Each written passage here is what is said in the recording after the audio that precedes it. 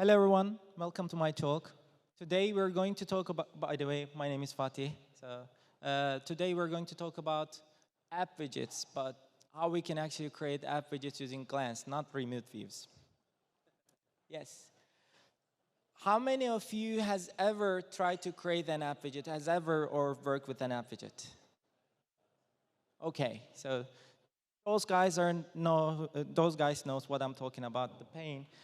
So if you have ever checked the documentation, it says create a simple app widget, but we know that it's not that simple. The reason behind this is basically the process of the app widget. It's not creating a normal Android application, but instead it's creating some recipe, like if you want to cook something, right? So you have the recipe and then give that recipe to someone else and someone else is actually cooking for you. So just like the same thing. When you want to create an app widget with remote views, then you're basically writing the recipe and then giving it to the system, and then system is creating the views on runtime for you. That's the complexity. Today, we're going to see how we can overcome that complexity, the learning curve, by using Glance. There is a new library called Glance. We're going to go into that one. Then we're going to see the actions that is supported by the Glance library. Then we're going to see the size modes. Then we will go to the state in Glance. At the end, we will be talking about the theming in Glance. Yes. Now, what is Glance, by the way? Glance is a library to create app widgets and weird tiles. So, of course, you can create app widgets, but at the same time, if you're using Glance, then there is another artifact. You can just reuse the same stuff you created, and then it's going to create weird tiles as well. Then what happens is, the thing about Glance is, what it makes it different, you can actually write some composables, and that composables will be converted to the remote views under the hood. That magic is happening with the help of Compose runtime. So it's like this. You write your composables, but I have to state that this is the same composable that you're using inside the app. So these composables, basically like the text or some other composables, are coming from the Glance library. So you write your composables inside the Glance library. Then simply Glance library converts that to remote views. It's working in the same way, but you don't have to know the complexity of the remote views, but instead you can just learn Glance and how you write composables, then it's just going to work. So if you hear a term glanceable in Glance library, it means that any composable inside Glance library is actually called glanceable. So composable in Glance library, glanceable. Cool. Also, as I said, it converts composables to remote views and also tiles. So you write some composables and it can also convert it to tiles. We're not going to talk about tiles today, so we're going to focus on the app widget part. Also, it has the Android 12 improvements out of the box, like dynamic coloring and responsive sizing. The thing is, it's only backwards compatible API 23. It's going to compile until API 21, but it's only compatible until API 23. So now, let's see in action. If you want to create an app widget, so the first thing you're going to do is you're going to define an app widget receiver. So Glance provides a Glance app widget receiver you can extend. So this is, of course, an app widget receiver, and which is a broadcast receiver. So you should not forget to define this in your Android manifest. And the next step is basically to create the app widget here. Like the Glance, you can override the Glance app widget. So yeah, here, and you just give the app widget you created using Glance. So the next step is to create the actual app widget. Glance also provides something called Glance app widget. You can just extend it, and it has a content function you can override. So it's like the entry point for your composables. So you can write your composables inside the content function, and it will be converted to the remote views. Cool. So let's just write some composables. Let's say I want to show a text on the screen, and I want to just show hello from a glance widget. What I do is I use the text composable and then the text, and then when I run this, you will see that, like, of course, you have to add the app widget again, so it's not doing it automatically. So you add the app widget, and then you will see that the text is showing up. But how does it work, actually? What is this text composable? Where is it coming from? Is it the same composable that we have in Compose UI, Compose material or not? So the thing is, it's not coming from the Compose material artifact. Then where is it coming from? It's coming from the glance, actually.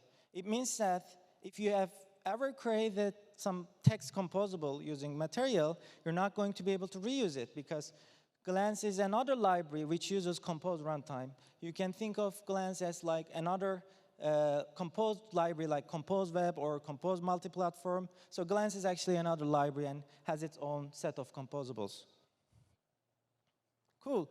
Now, how are we going to modify the things? It's the same concept, so Glance also has a modifier.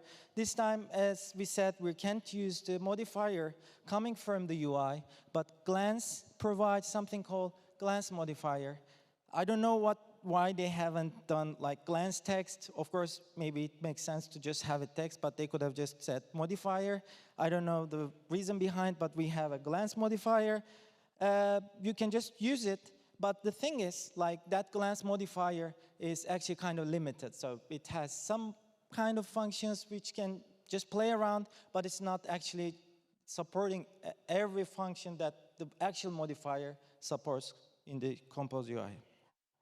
Okay, let's see the action. So now we know what glance is, and we know how to actually show something using the composables inside the glance library. So what if I want to reflect on the actions, like user just clicks your app widget and then you want to do something based on that action?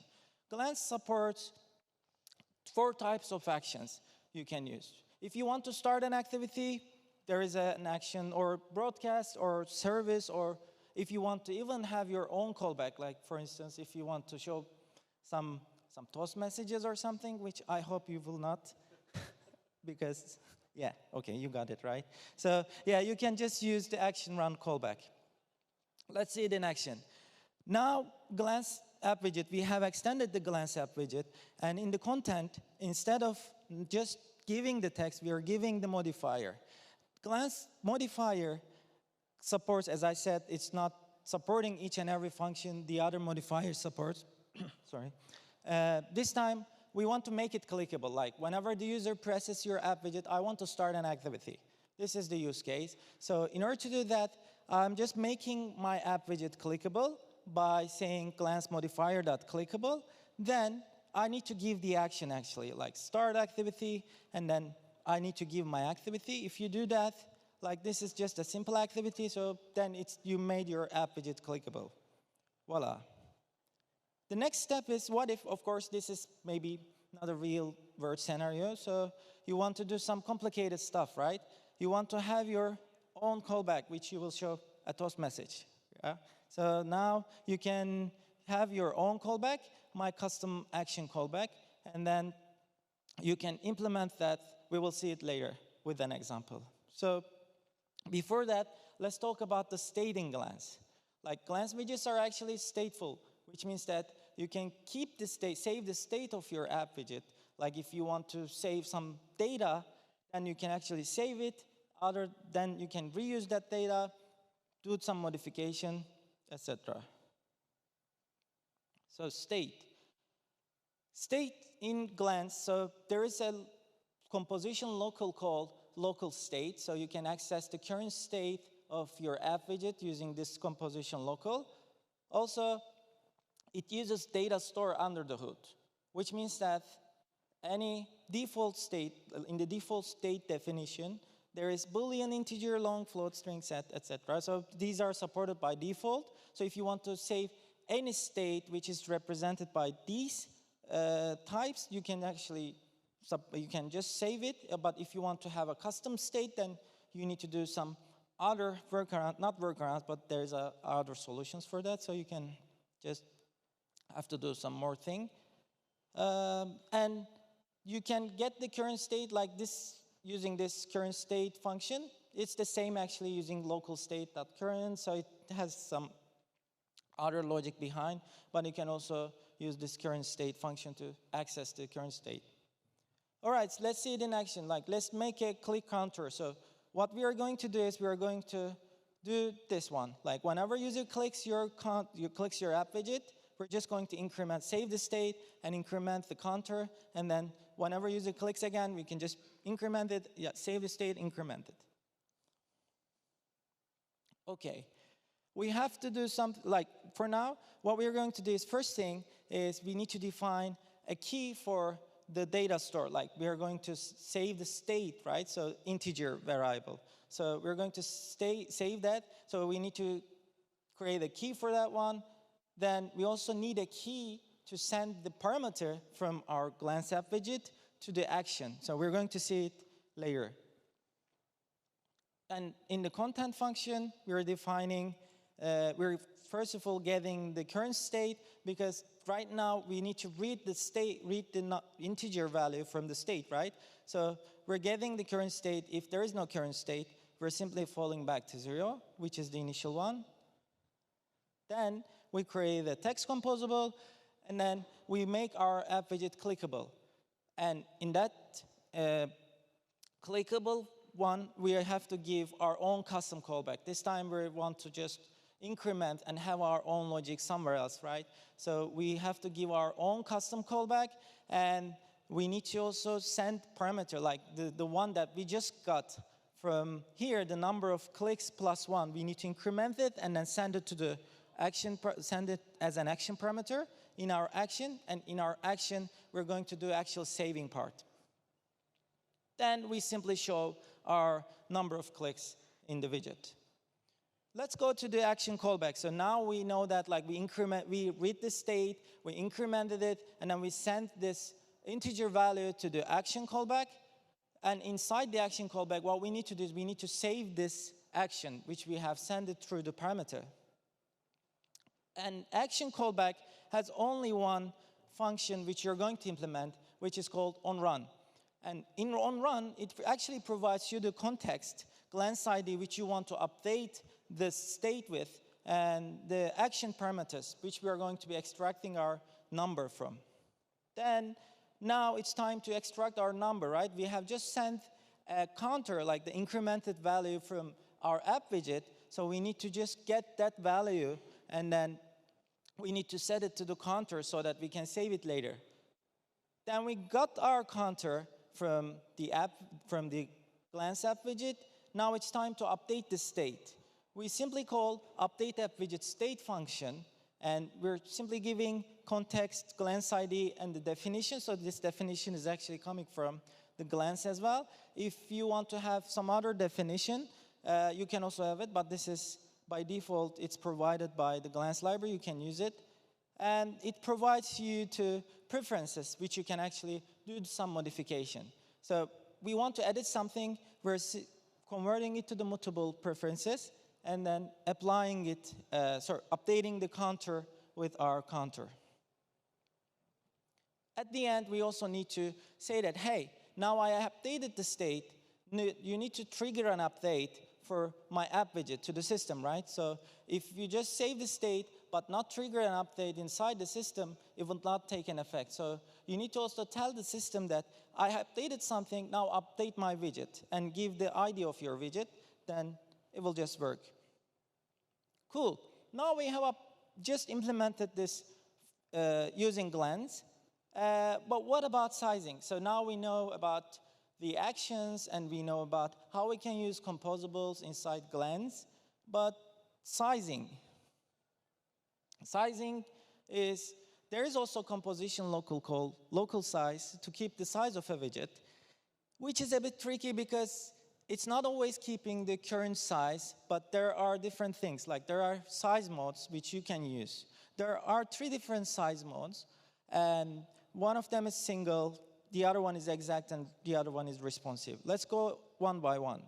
The single one is actually, content is called with the minimum size, so which means that you're giving some minimum size in the app widget configuration file, and then the content function is being called with the minimum size you have given in that configuration file, and then the local size is not changing at all.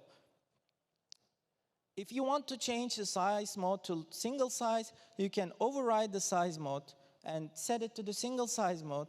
Then you will see it like this. Like the last line is showing the size, and it's not changing, right? So because it's 50 by 50, I have configured my app widget's minimum size 50 by 50 in my app widget configuration. So even if you resize the app widget, the value that is provided by the local size composable function composition local is not changing.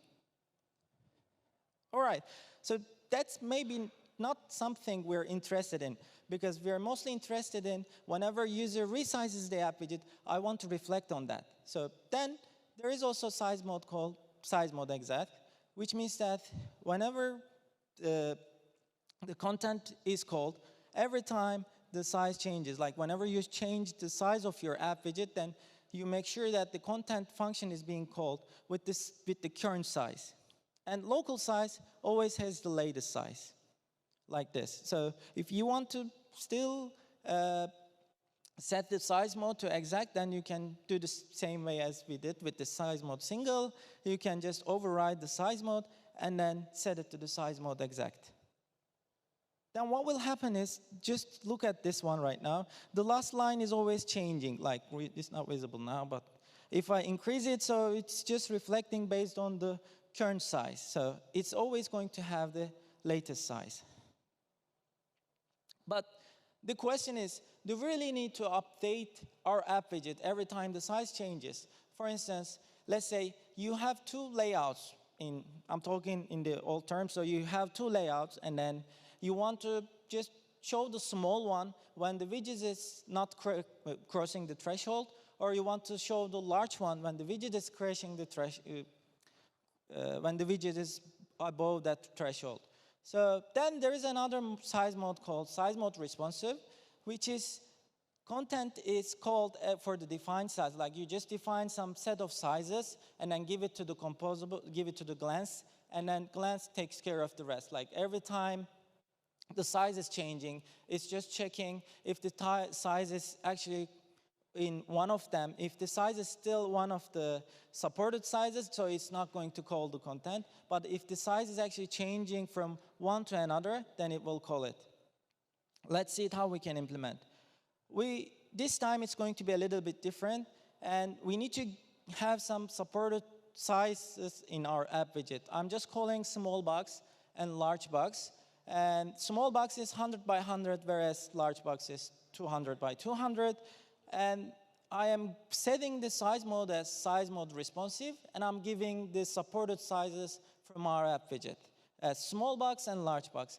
By doing that, I make sure that the content function is going to be called if it's crossing from small box to large box or large box to small box.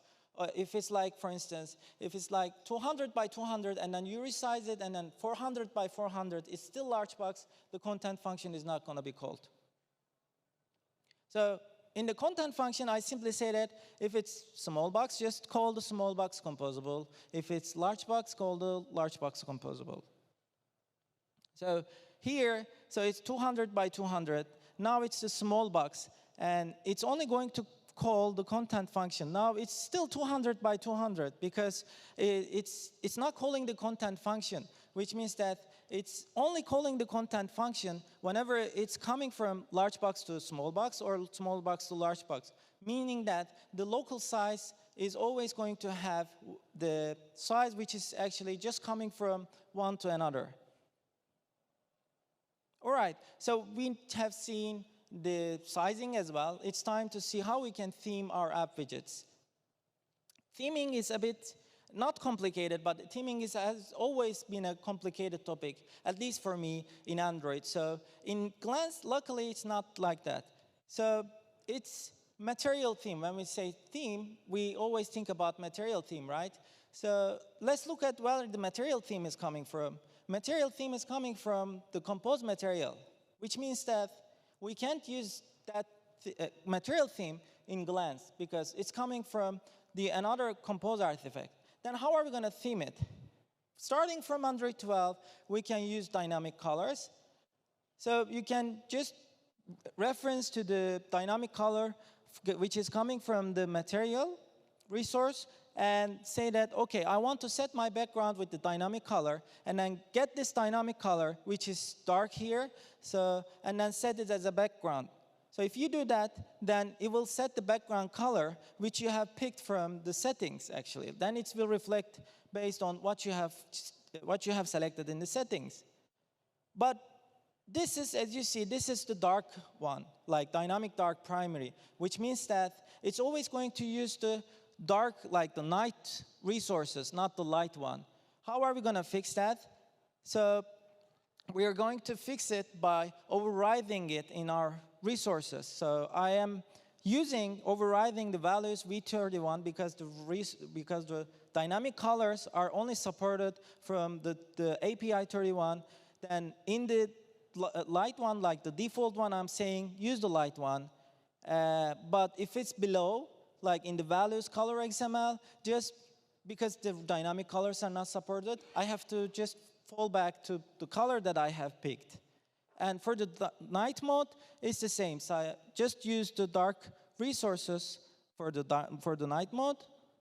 Then now I can actually use the theme attribute I have just created in my resources, right? So I can say that set the background with dynamic color, and it will fix everything for you. If you do that, what will happen is, so it will actually use the light color for the light mode, and then it will use the dark one for the dark mode. And if you go and change the colors from the settings, it will reflect based on that change.